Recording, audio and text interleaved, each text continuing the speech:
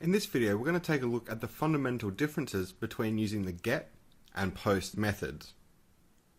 So let's start out by creating our form using our field set, our legend,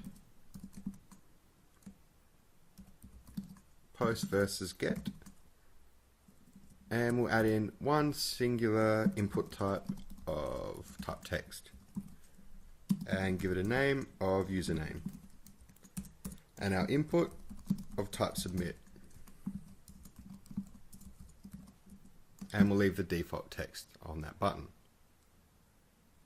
Now for our action, as you may see, I've created a destination.html file, which is just a plain old HTML5 document structure with a paragraph element saying this is the destination.html file. So we're actually going to be sending this data per se to the destination.html file. Destination.html inside the action attribute, as it's in the same folder, this HTML directory. So we're going to use our method.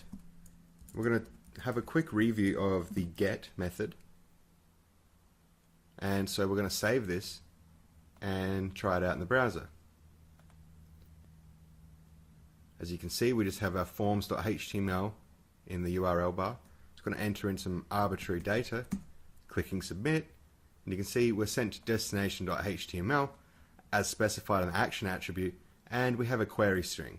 This username is the name attribute of the input and the value that I had entered into that input. So that's basically what the get method does, and as you can see, it isn't very secure, as the contents of that form has actually been appended to the URL in the form of a query string. So 99% of the time you would not use the get method. You would use the post method. So we'll take a look at using the post method. As this is not a server-side processing video, we won't get right into what we'd actually do with the data once it's been sent via post, but I'll show you one of the fundamental differences. So let's save this and open it up in the browser. So let's type in some arbitrary data, click submit, and we're sent to destination.html. And notice we do not have a query string appended to the URL. So 99% of the time we would use the post method. So that's one of the fundamental differences between get and post. Post does not have a query string, or does not form a query string. So you can see where this would be useful. I hope you've learned a little bit about the fundamental differences between the get and post methods, and that we would never use the get method to submit or have the user submit any form of sensitive information.